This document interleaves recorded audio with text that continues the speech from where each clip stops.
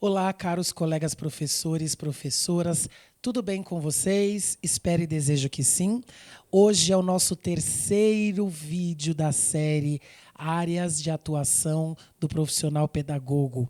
E hoje nós vamos falar sobre a área da pedagogia hospitalar. Eu até coloquei uma camiseta vermelha para lembrar sangue, e que é o característico de hospitais, né? Hospitais têm bancos de sangue. Mas é uma cor viva e, assim como nós pedagogos, nós precisamos de vivacidade na nossa atuação. Quando a gente fala de área de atuação do profissional pedagogo, eu já falei aqui para vocês de várias áreas, né, no nosso primeiro vídeo da série. No nosso segundo vídeo nós falamos sobre a área de pedagogia jurídica e hoje nós estamos falando de uma área também que é pouco falada nas universidades, nos cursos de pedagogia.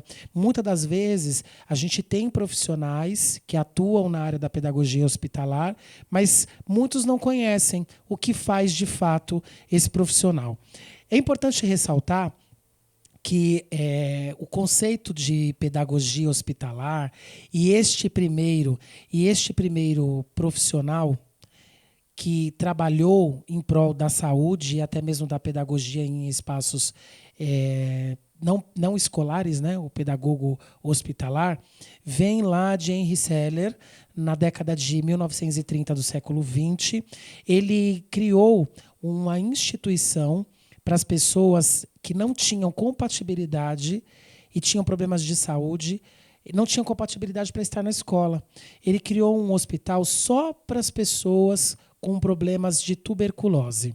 E aí, pensando, nossa, ele criou uma escola só para as pessoas inaptas a estar na escola porque elas tinham problemas de tuberculose. É só a gente lembrar, na questão de saúde, que a tuberculose ela tem cura, mas o período de recuperação das pessoas que são acometidas pela doença é muito grande. Pensando nesse período de recuperação, o Henry Seller ele faz aí a criação, lá pelos arredores de Paris, ele faz a criação desse centro para a reabilitação dessas pessoas. E com a criação desse centro, ele dá oportunidade para que os profissionais da área de pedagogia fossem auxiliar, né, essas crianças, né, a grande maioria eram crianças, nas suas recuperações. Mas o que de fato o pedagogo hospitalar faz? A pedagogia hospitalar, ela leva o ensino e a aprendizagem para as crianças e adolescentes que estão impedidos de frequentar a escola ou o espaço escolar.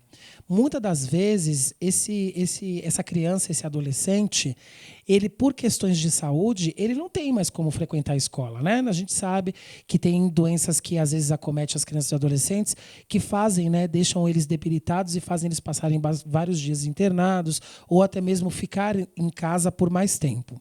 Então, com essa fala, ficar mais internado ou ficar em casa por mais tempo por questões da recuperação, vem o objetivo do pedagogo hospitalar. Qual que é o objetivo desse pedagogo? Ele garante que essas crianças não sejam prejudicadas com relação aos seus estudos. Então, o pedagogo hospitalar, ele tem aí toda uma bagagem dentro do tempo que ele esteve na formação, dentro do tempo que ele esteve se preparando aí para se tornar um profissional, ele tem na sua bagagem conhecimentos que dão suporte para ele na hora que ele for atuar lá no espaço hospitalar ou até mesmo no espaço de home care, em casa cuidando desse doente. É possível ter aí a necessidade de um profissional de pedagogia home care? Sim. Se essa criança não está podendo frequentar o espaço escolar, ela tem total direito, isso é garantido pela Constituição, à educação e à formação. Então, para não prejudicar esse estudo, certo? Para não interromper o processo de formação dessa criança ou desse adolescente, esse profissional vai até essa criança ou esse adolescente com o objetivo de incentivar, de ajudar na reabilitação e também promover o ensino e aprendizagem dessa criança ou desse adolescente.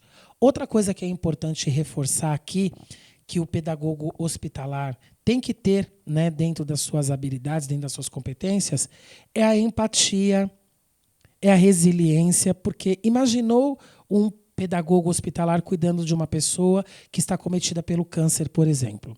Ele tem que entender que todos os dias é um dia de luta e vitória para esse paciente, que na verdade para ele não é paciente, é um aluno. Ele vai ter que dividir esse sentimento. Dentro dele, ele vai entender que é um paciente. Mas no fazer dele, ele vai entender que é um aluno porque ele está ali levando o conhecimento, levando a aprendizagem e ajudando também na reabilitação. Ele tem que trabalhar o lúdico. O fazer pedagógico dele, da segunda à segunda, não pode ser igual. Ele tem que levar o lúdico, ele tem que promover atividades diferenciadas. Outra forma, né, de atuação, outra coisa muito importante para esse profissional é o conhecimento que ele tem que levar e dividir também com o médico, com a família, para que esse aluno, ali no momento que ele está tendo o ensino, o processo, né, de ensino, ele também possa conseguir absorver, ele tenha a possibilidade de entender todo o processo e de dar continuidade. A avaliação dele não é igual a dos alunos em espaço escolar. Se você for pensar em uma criança ou em um adolescente que está, de alguma forma, passando por esse processo, ou num espaço de habilitação, um hospital, ou até mesmo num home care, você vai percebendo, né, quando você tem esse olho no olho, esse contato muito mais próximo, você vai percebendo, à medida em que os dias vão passando, em que as atividades vão sendo realizadas, como é que está o processo de evolução do conhecimento dessa criança ou desse adolescente. E isso você tem que informar ao médico que está acompanhando, ao coordenador da escola onde essa criança estuda e participar a família. Porque nos momentos em que você estiver ausente, né, em que o pedagogo não estiver junto a essa criança, a família dá continuidade aos processos, até mesmo para uma melhor reabilitação dessa criança ou desse aluno, né, dessa criança, desse adolescente aluno.